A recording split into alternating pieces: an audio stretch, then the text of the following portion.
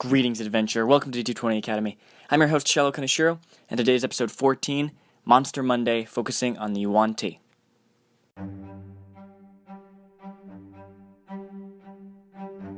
Guys, welcome to the second installment of Monster Monday.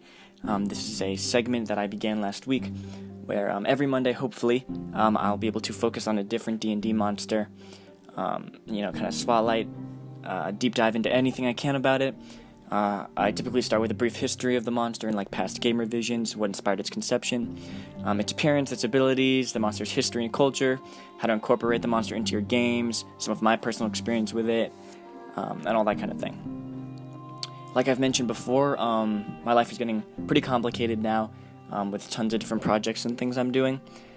So not only may I have to post less and less episodes every week, definitely for Monster Monday, it may become a bi-weekly thing, just because Monster Mondays in particular take lots and lots of work and time. This episode in particular, it took about an hour and a half to plan, and I assume it's probably going to take about an hour or so to record. So obviously, I love these. I really like making them, and they're a lot of fun to do. I learn a lot. I hope you guys all learn a lot, but it just might not be totally possible and as frequent as my life gets more complicated with all these different things. But anywho, let's get cracking. I'm really excited to talk about these monsters today. So, let's go. Alright, we're going to start things off with a brief history, of the revisions of the monster and such. I'm kind of a nerd. I like to look back on things, how they're created and how they've changed over the courses of the game and things like that. But Yuan-ti is the monster we're focusing on today. I really hope I'm pronouncing that right, because that's how we'll be pronouncing for the rest of the episode. But they are a cannibalistic snake people, sort of inspired by the ancient Aztecs and Incas. I'll get more into their appearance and abilities later, but they were first introduced into the game in the first edition of Advanced Dungeons & Dragons in their monster manual. In 1981, they appeared in the module Dwellers of the Forbidden City, which I believe was actually kind of focused on them. They were kind of the main villain in that little module adventure. They reappeared in the 1993 Monster Manual for AD&D 2nd Edition, and not only did they appear once again in the Monster Manual for the 3rd Edition, new variants of the creatures were released in both the Races of Faerun and the Fiend Folio handbooks. They then appeared in every Monster Manual for 3.5, 4th, and 5th Edition D&D. And just a little fact tidbit, they're considered product identity of Wizards of the Coast, and so were not released under the open gaming license for the D20 system. So, Wizards of the Coast owns Yuan-ti. They are an original monster for Dungeons & Dragons. So that's typically why they haven't appeared anywhere else in pop culture books or movies or other games and stuff like that. It's because Wizards of the Coast owns them, legally. Okay, so, appearance. Yuan-ti, they're a pretty unique race of creatures because they come in a variety of forms and variants, different levels of snake and human. They have a structured society where those who are more snake than human are at the top, and those who are more human than snake are at the bottom. The three main kinds of Yuan-ti are abominations, malicins, and purebloods.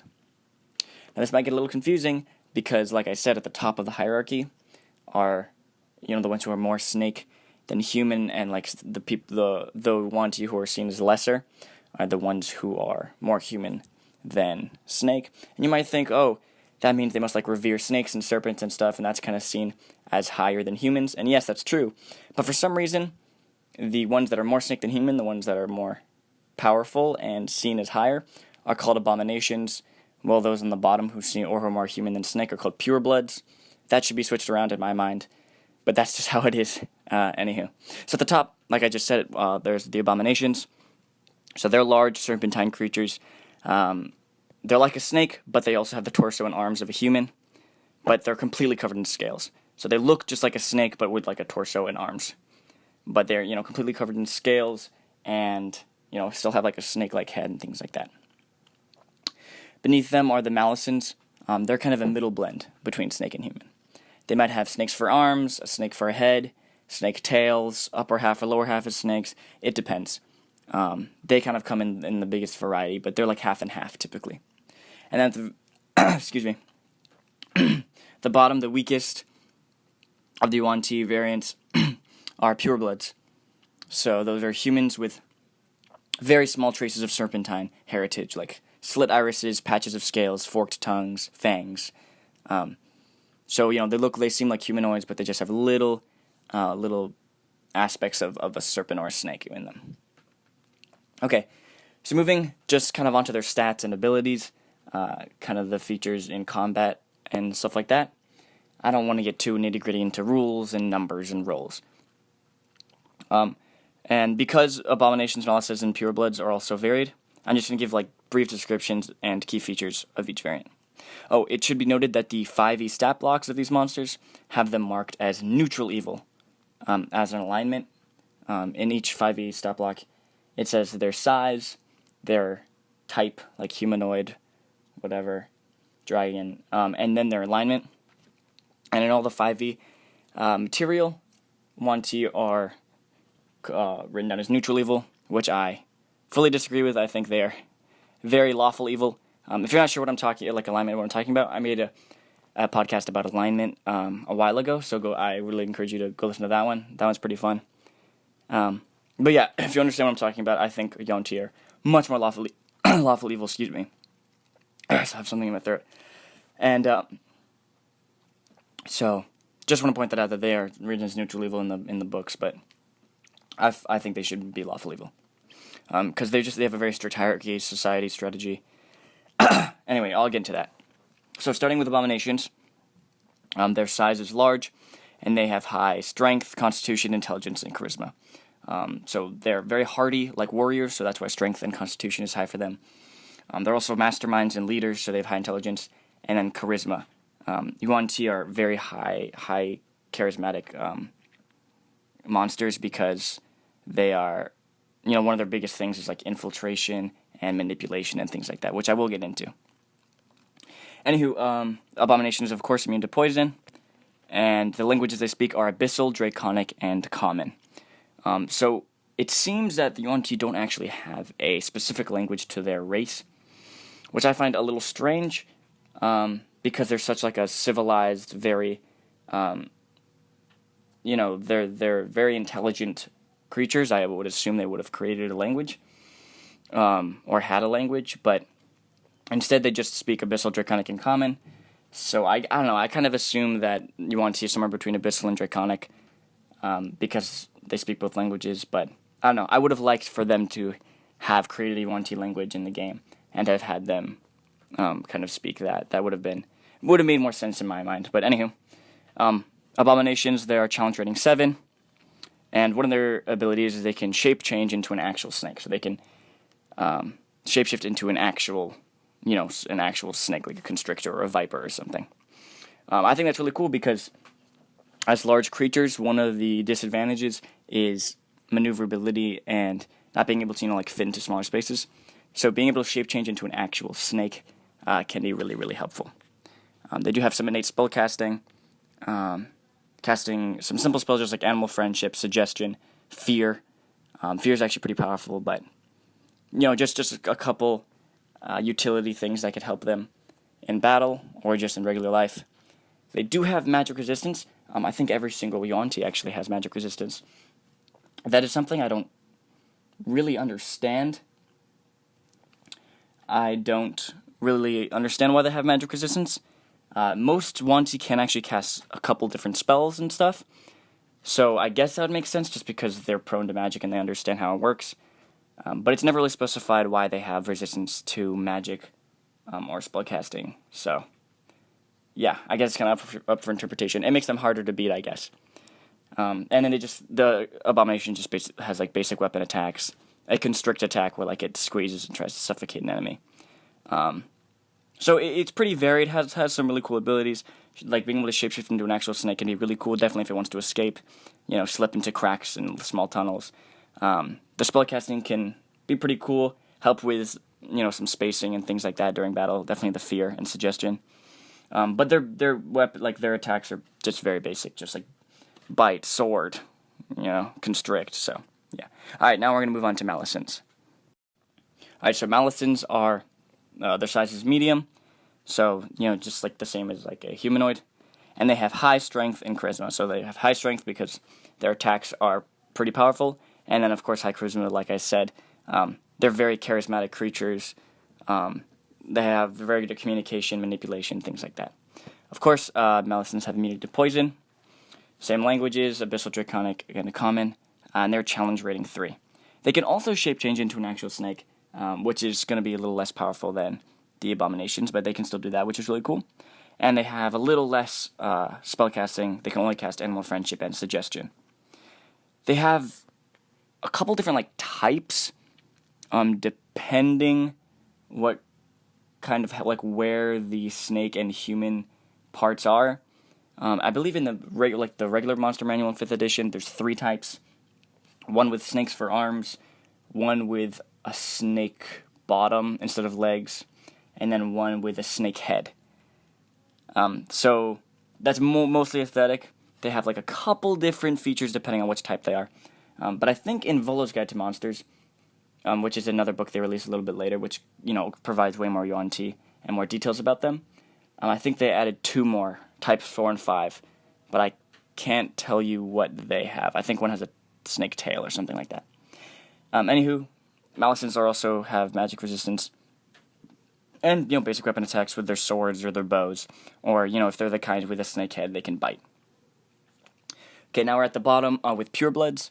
Their size is medium, and they have okay dexterity. I think that's what they use for their attacks, but they also have high charisma. Purebloods need to have high charisma. As I'll get into later, they are used to infiltrate human societies and manipulate and talk their way through, regular civilization. So it's good that they have high charisma because they're kind of like the operatives and the spokespeople of the Yuan-ti. They also have immunity to poison. Same languages. They are only challenge rating 1, so quite weak. They do not have the shape change ability to turn into a snake. They can only be themselves. And their innate spellcasting, Animal Friendship, Suggestion, and they also have Poison Spray, which is a basic cantrip that deals poison damage just in a very small area. They also have magic resistance and basic weapon attacks, right? Depending on what they're holding: daggers, swords, bows, whatever that is, whatever they're wielding at the time. So remember, purebloods look essentially like humanoids, so like a human or an elf, but they have just slight variations that can, that are serpentine. Okay, so in 5th edition, there's the Volo's Guide to Monsters, like I just mentioned. It's a really cool book. It gives more history and description on a couple different kinds of monsters.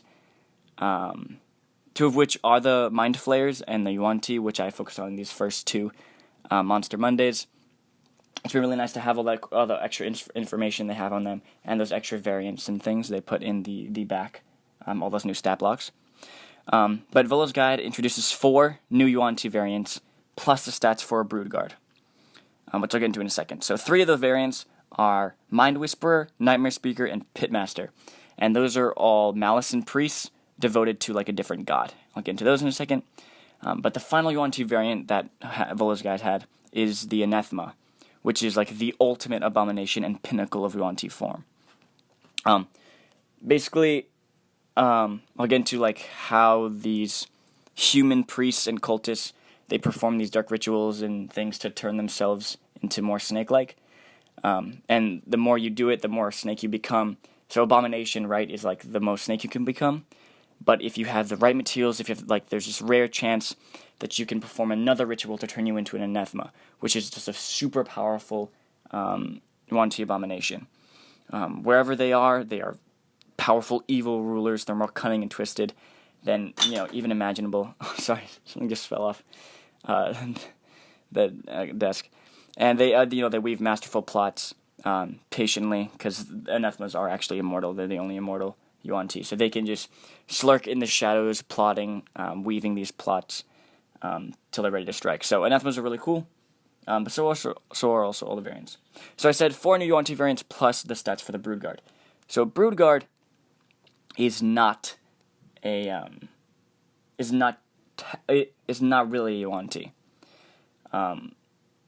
I think I'm going to get into them a bit more later, but yeah, so Brood Guards are basically those who, I think, sorry.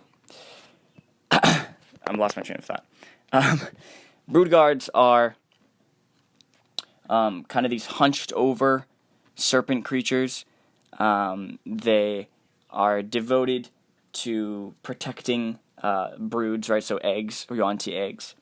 And they're not really like humans who have wanted to ascend to become more snake-like, become more powerful. They're typically like slaves or other creatures who the Yuan-ti have, like broken their minds and broken them into submission, and then fed them this elixir to turn them into these large, loyal creatures who can, guard their hatchlings or guard their fortresses or things like that. Their size is medium, and they have high strength, very low mental stats. They just listen to whatever the Yuan-ti masters say, but their bite attacks, claw attacks are pretty devastating, and they're challenge level 2. Okay, so getting into the 3 different Malison variants that Velo's Guide introduces. The first is the Mind Whisperer. So that is a Malison devoted to Seth, the sibilant death. Now, before I continue, these 3 Malisons are all based on priests for a different god. And these gods are all in the Forgotten Realms. All the lore and everything in 5th edition material that they have published so far is all for the Forgotten Realms. So if you're not playing in that campaign setting, then obviously things will be different. The history of the Yuan-ti, their culture, all this stuff might be different depending on what you're playing. If it's homebrew campaign or Eberron or something like that. So you may not even use these special Malison priests just because those gods don't exist in your world, or you may just connect them to a different god depending on what campaign setting you're playing. I think they're all pretty cool, so I would like to have them in my game if possible, just fit them into the pantheon of gods that I've created. But anywho, back to the Mind Whisperers. They're devoted to the Forgotten Realms god Seth, the sibilant death. They are manipulators, masterminds, and they plot with multiple allies only to betray all of them and get the most out of everything they can. They are medium, and they have high strength and high charisma.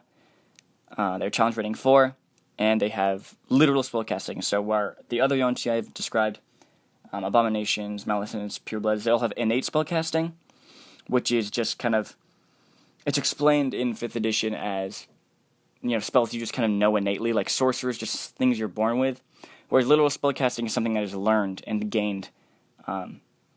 So they know warlock spells, kind of based on madness and illusion. These are the Mind Whisperers. And then they just have basic attacks, right? Whatever they're wielding, swords or a bite or something like that. Also, Mind Whisperers can only be the Malison variant that has a snake for a head. Nightmare Speakers can only be the Malison variant that has a serpentine lower half of their body. And then Pitmasters, which is the final Malison I'll get into in a second, can only be the Malison variant that has snakes for arms. Okay, so Nightmare Speaker, real quick. They are devoted to the serpent god Dendar, the Night Serpent. They feed off of fear and pain, and they master the arts of torture, coercion, mental erosion. Very dark, twisted priests. Their size is medium, and their highest is strength for physical attacks and charisma for spellcasting. They are also challenge rating 4, and their little spellcasting are also warlock spells, but they're more based on damage and fear. So more common spells, that will deal damage, and then also a couple that are based on fear and the frightened condition. They also have some cool snake-like attacks, and even an attack called Invoke Nightmare, where they manifest their target's worst fear and then make them take psychic damage and become frightened. I think that's really cool. So the final Malison variant that Velo's Guide introduces is the Pitmaster. So they are a Malison devoted to the god Murshak. This god is like in a deep slumber, but they want to bring Murshak back to the surface, bring him back to power. So they are patient, calculated. They take their time to infiltrate and topple governments. Their size is medium. They also have high strength and charisma. Now they are challenge rating 5, so they're the most powerful of all the Malison priests. And their little spellcasting are warlock spells, based more like wizard-like versatility. So they have wizards as a class are known for having lots of versatile spells, things that do damage, things to control things, make illusions, all that kind of thing. Pitmasters are very similar. They have a wide variety of spells that can work in lots of different situations. They also have basic weapon attacks and an ability called Murshak Slumber, where they can make up to 5 targets fall asleep. So that can be really cool and really dangerous. Okay, the final Yuan-ti variant is, of course, the Anathema, this huge 6-headed abomination.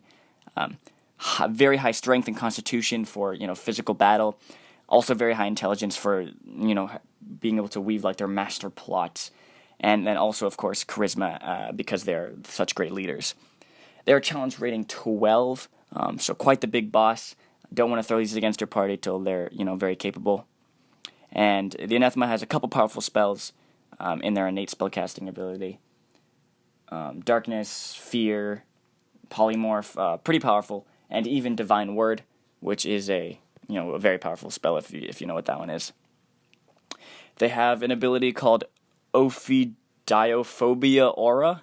Don't know what that means. I believe it's the fear of snakes, because what that ability does is that any creature that starts in this aura, this area around the anathema, has to make a save, and if they fail, they become frightened of snakes and Yuan-ti. And if you don't know what the frightened condition is, D&D, it's actually quite a powerful condition.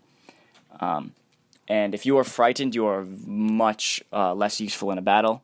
So being able to just constantly emit this aura that can make your opponents be scared of snakes and Yuan-ti can be a really, really clutch ability tactically and in battle. And so anathemas are definitely something to be feared. But I mean, even beyond that, they have 6 snake heads. So what that means is they have advantage against being blinded, deafened, stunned, knocked unconscious, because they just they have so many heads who are always alert and looking every direction.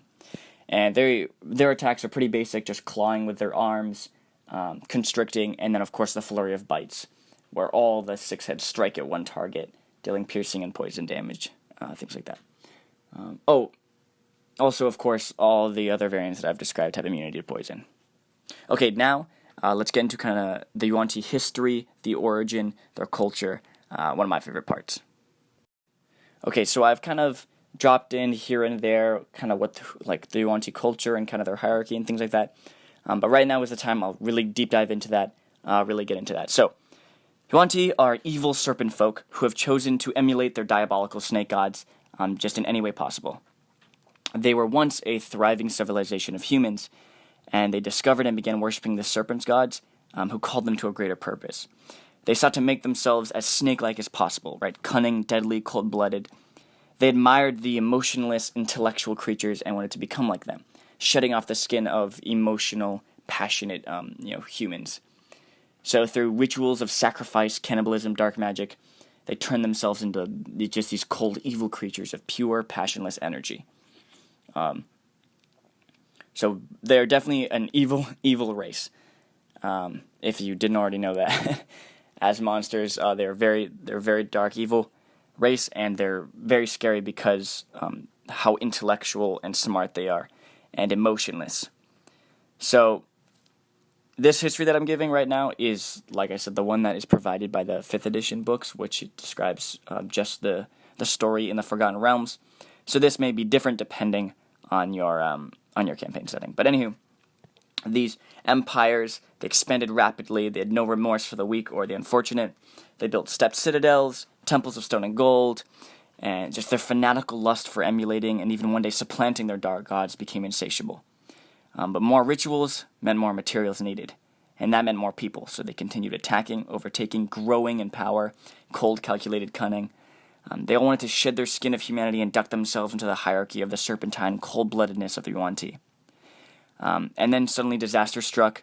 A combination of famine, drought, enemy attacks, and innovative developments of war by their enemies loosed their grip on the cities that they'd controlled, and they slunk back into hiding. So now they're attempting to rebuild, using cunning plots, subterfuge, assassination, infiltration, coercion, to topple their strongest opponents and poison them from within. Now, of course, depending on what your campaign's doing, like I said, this may be different. And even if you're playing the Forgotten Realms, maybe you'll play, back in time when the Yuan-ti were still a formidable foe, or maybe you're playing nowadays where they're hidden and very few. So they can live anywhere. They can have a colony of any size. Typically, they'll post in ruins or hidden places outside of cities or ports, and then send in their purebloods to infiltrate and slowly overtake their society from within, preparing it for Yuan-ti invasion and rule. So purebloods will work their way up to ruling positions or those of power and influence within these human cities or these societies, because they can appear as humans or elves or basic humanoids. they're able to infiltrate these places and climb to their tops, start sowing corruption from within. So, they spend their time slowly just tightening their grip and strangling the society. I really like, something I really, really like about how they've designed the race, and how the monsters are, is their tactics and their strategies are very similar to that of like an actual snake, to just slowly crush things, just slowly over time and gradually, suck the life out of something. And that's kind of what they do. They send in these purebloods that slowly over time, sow poison, sow corruption within these societies, slowly just tighten their grip around it until, the society crumbles and the Yuan-ti can come over and overtake them.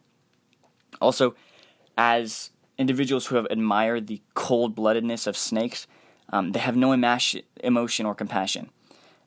But they understand that their opponents do, and so they use that as a weakness that can be taken advantage of. So this is something that I find really cool and really dangerous about them. Some Yuan-ti attempt to rebuild their ancient cities from the ruins. They dwell within broken ziggurats, what remains of their temples. They tame the jungle in which they dwell and gradually transform the chaos into cold, calculated cunning. Because Yuan-ti are such an intellectual and ordered race of monsters, their societies are divided into a steadfast hierarchical order. So at the top are abominations, or any Yuan-ti who have nearly perfected themselves into completely serpentine beings of power.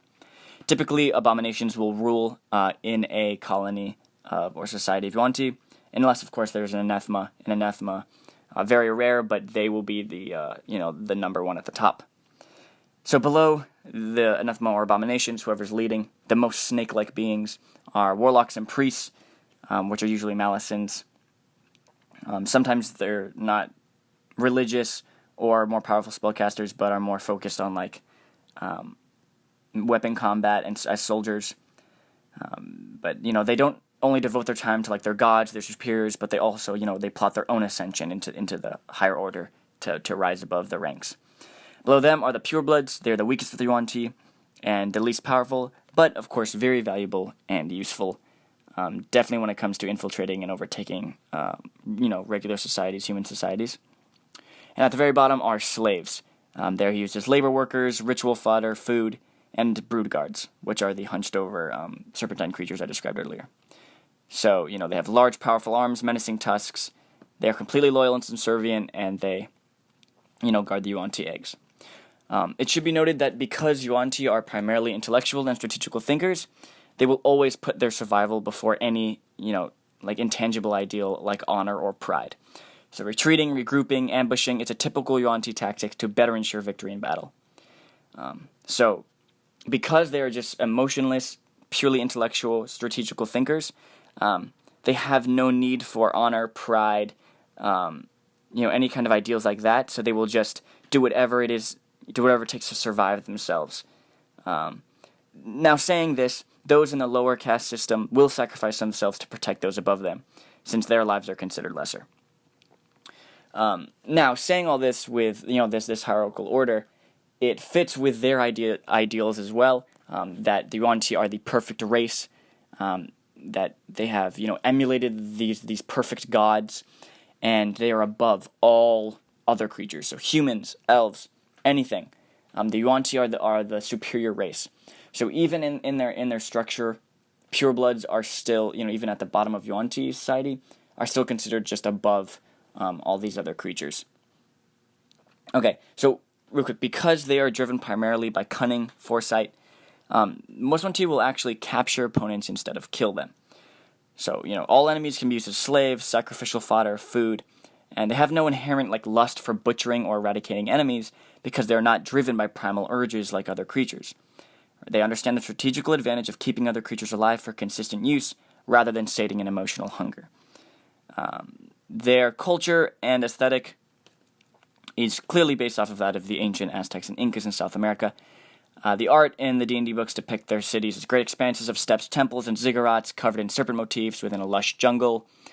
And much like these ancient people, the Yuan-ti perform human sacrifice, cannibalism, to please their gods, and they also keep slaves to perform menial labor. Both the Aztecs and the Yuan-ti also both have structured society and hierarchy, and great wealth in gold, silver, bronze. And of course, the differences come with the serpent and snake motifs and symbolism, and of course, the innate evil and darkness, twistedness of the Yuan-ti.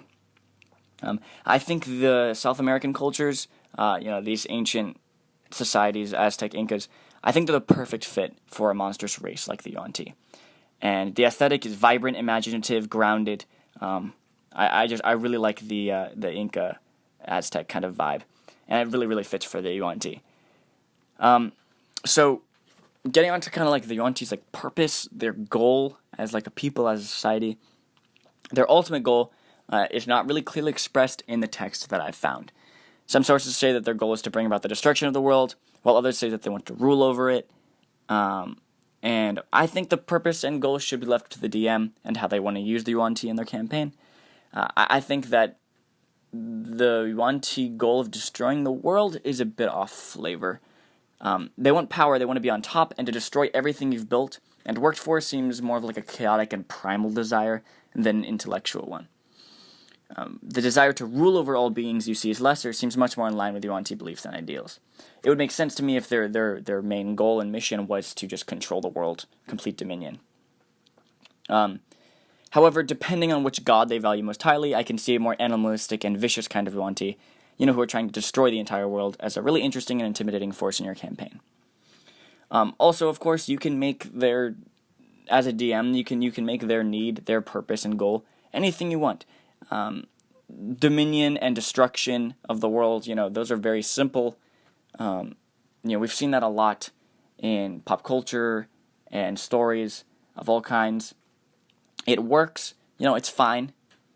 It makes sense. It can be a dangerous force. It's understandable. It's tangible for most players. But if you do want to make it something more deep, something like redemption or revenge or something like that, definitely, explore how the Yuan-ti might have a different goal or purpose like that. Okay, so I've kind of talked all I really can about their society, their structure, their abilities, all that kind of stuff. Now I want to get into how to integrate them into your campaign. Okay, yes, first off, these first two Monster Mondays that I have focused on are two somewhat similar monsters. Mind Flayers and Yuan-ti do have some similarities when it comes to campaign use and such. So yeah, if you've listened to the other Monster Monday and this one, there is some similarities, just kind of in ideals and society and stuff. But I think they're varied enough, and I think I find them both really cool.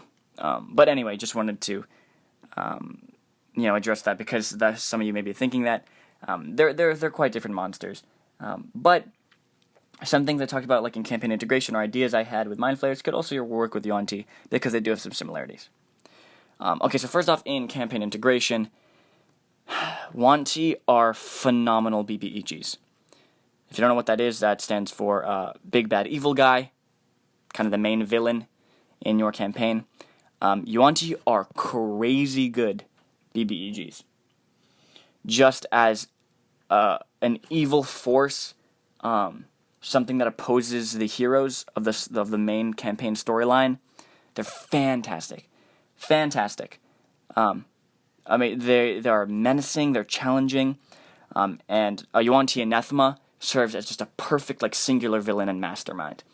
Obviously, the Yuan-ti race would be like the BBG, the Big Bad Evil Guys, but the specific leader and Big Bad Evil Guy would be the Anathema, and the Anathemas make great BBEGs. Just their aesthetic, their lore, just everything about them. If you do want Yuan-ti to be your BBEG race, the main opposing force in your campaign, I would go down one of two routes. One, they are a powerful and menacing force already. So they are not in hiding or few in number. They're attempting to take over the world and destroy it, or something similar. So this can lead to a campaign more focused on war and the combat primal side of Yuan-ti.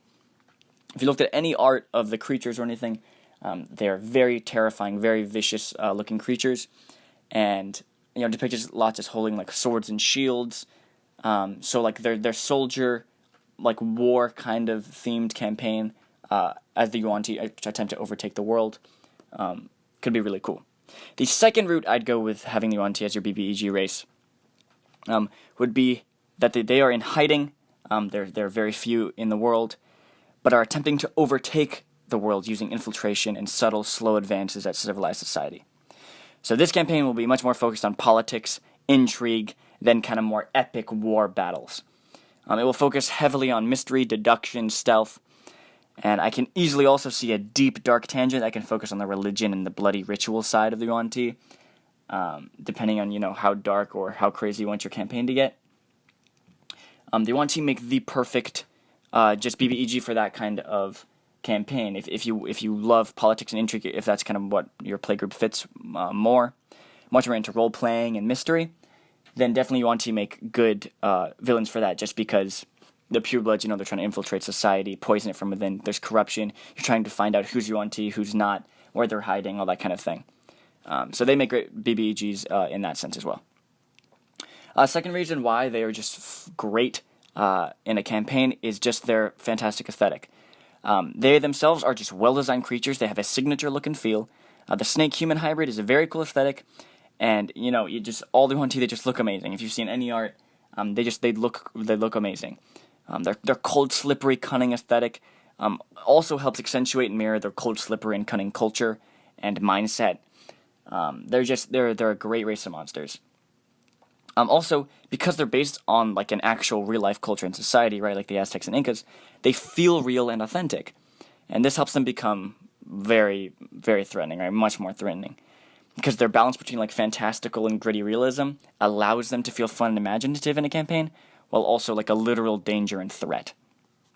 Now, I'm a little biased for like the aesthetics because I'm a sucker for like Aztec architecture.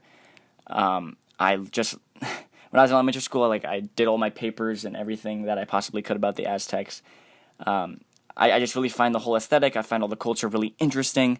Their religion, the things they would do in war, their practices, their education. I just found a lot interesting about the Aztecs, even like their architecture. So the Yuan-ti environment is just fantastic. Not only is like the jungle biome and their ziggurats of stone and gold beautiful and aesthetically pleasing, they're fantastic environments for encounters. The stepped temples, the ziggurats with levels and tunnels. It can lead to awesome locations to run dungeon crawls and epic battles. And the jungle is just an insane environment that can lead to all kinds of exciting encounters like tree chases, quicksand, insect plagues, tribal battles, dinosaur encounters, whatever. Also, it provides a hook. They want you to provide a hook into what could be an exhilarating Indiana Jones-like adventure. Because, kind of the Indiana Jones classic adventure is to, sneak into like an Aztec trapped temple, take some kind of, artifact and escape back out. And that could be something that's really fun to play through in the D&D campaign. That adventure sounds really fun. So if you were interested in playing something like that, the Yuan-ti are a perfect hook for that because their society, their environment is that, very Aztec temple in a jungle kind of thing. Exploration, adventurous feel. Okay. Now the main reason that I think they are perfect for, why they should be in your campaign and why I love them is they are just the best race to run as villains in a political and intrigue-based campaign. I'm super biased when it comes to this. I love the details of politics, intrigue, stealthing, mystery, deduction. I love all that so much. Role-playing, I love all that kind of thing. And the Yuan-ti are just the perfect monsters for it. While some undead creatures like revenants and vampires can be cool in a more gothic themed campaign that might be a little more mysterious, no other monster race that I can find meets the perfection of the Yuan-ti in the political and intrigue genre. Not only are the fact that the purebloods can infiltrate and they're very cool, also that the other Yuan-ti can turn into tiny snakes and sneak in like that.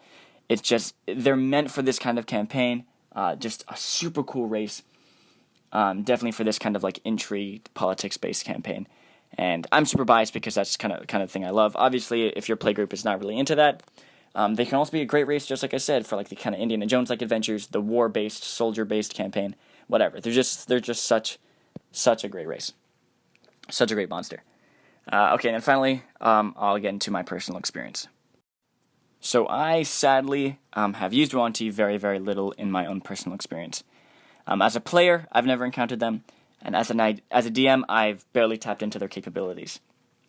in my current campaign that I'm running, that we're finishing up here soon, I had a brother-sister pair of purebloods as the leaders of a thieves guild, and they played a small part in the story kind of earlier on.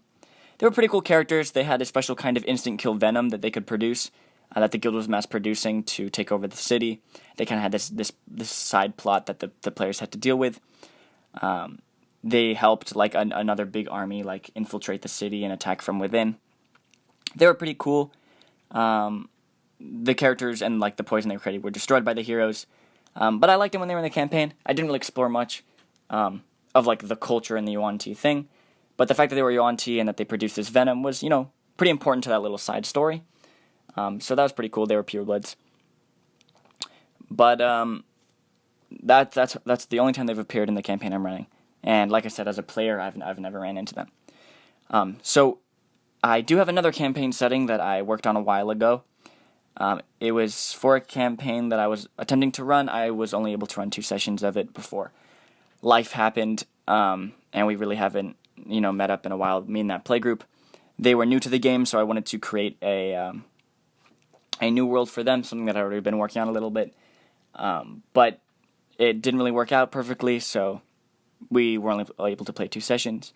But essentially, in that world that I was building, there were 4 big civilizations, and it was going to be like a war-based campaign about, the effects of war and all that kind of thing, and how the heroes would play a part. So one of the 4 big civilizations was the Yuan-ti, and they lived in like these jungles and their great stepped ziggurats and temples. This was of course focusing more on like the war primal side than the political intrigue side of the Yuan-ti. But sadly, I have yet to play in that campaign setting. But after I got Volo's Guide and I kind of read through that chapter, looked at all like the new variants they introduced, I knew, okay, I have to introduce Yuan-ti into the next thing I do. So I had started to integrate them into that campaign setting, but sadly we weren't able to continue that one. But because I fleshed out like that campaign and like that setting actually pretty thoroughly, if I ever run another campaign in the future and I, kind of a pickup game, I'd probably play it in that world because, I really want to explore that, some of the concepts that I had in that world, and yeah.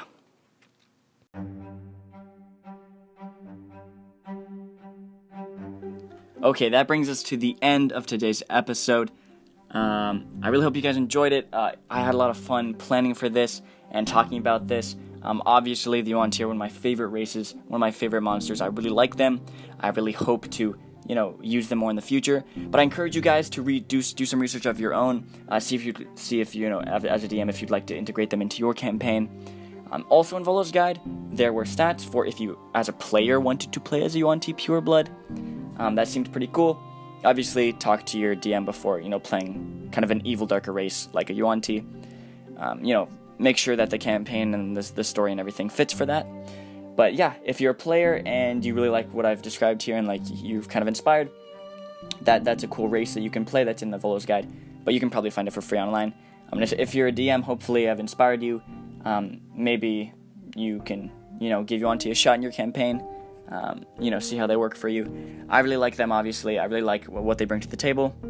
But yeah, hopefully you learned something. Hopefully I answered some of your questions. Thank you so much for listening, and have a great day.